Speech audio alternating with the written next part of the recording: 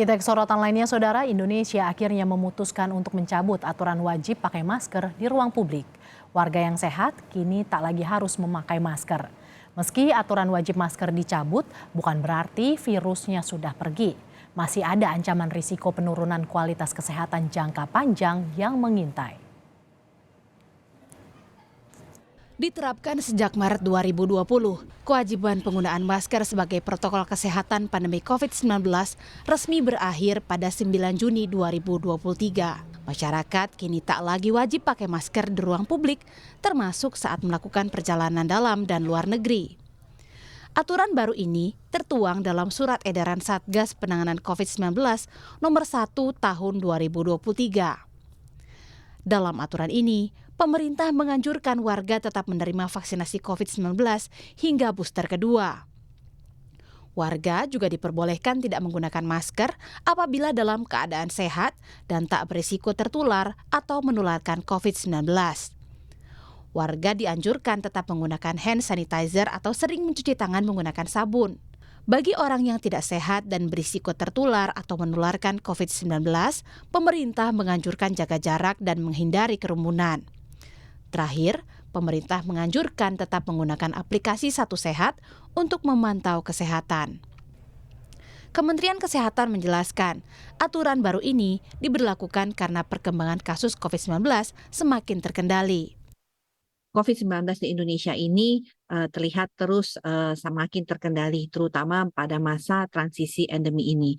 Oleh karena itu, kemudian diputuskanlah untuk melakukan relaksasi lagi terhadap protokol kesehatan.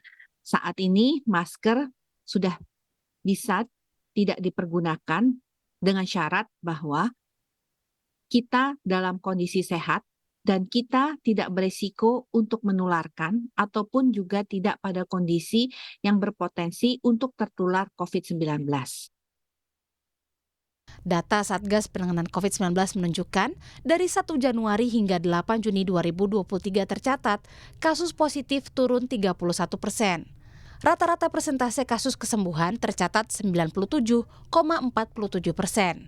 Sedangkan kasus kematian turun 43%. Masyarakat pun menyambut baik penghapusan aturan wajib memakai masker di ruang publik. Menurut saya sih untuk di ruang terbuka itu setuju ya, karena kalau di ruang terbuka itu udaranya itu bagus, jadi tidak terperangkap di satu tempat gitu loh. Tapi kalau untuk di rumah sakit sebaiknya sih tetap pakai, karena kalau di rumah sakit kita nggak tahu ada penyakit apa yang lain kan. Ya udah sih, gitu kayak saya kayak ya udah aja, nggak apa-apa sih sebenarnya, soalnya kayak kan udah divaksin, semuanya udah makin lebih meyakinkan untuk nggak kena COVID juga kan. Jadi kayak ya setuju aja sih. Ada sedikit kecemasan karena ada yang baru sampai vaksin 2, ada yang sudah sampai booster. Dan di lain sisi untuk penerbangan sendiri itu makin dipermudah karena tidak perlu untuk memperlihatkan surat keterangan vaksin dan lain sebagainya. Meski aturan wajib masker dicabut, bukan berarti virusnya sudah pergi. Masih ada ancaman risiko penurunan kualitas kesehatan jangka panjang yang mengintai. Epidemiolog dari Universitas Griffith Australia Diki Budiman meminta pemerintah tetap menekankan bahwa COVID-19 tetap harus diwaspadai.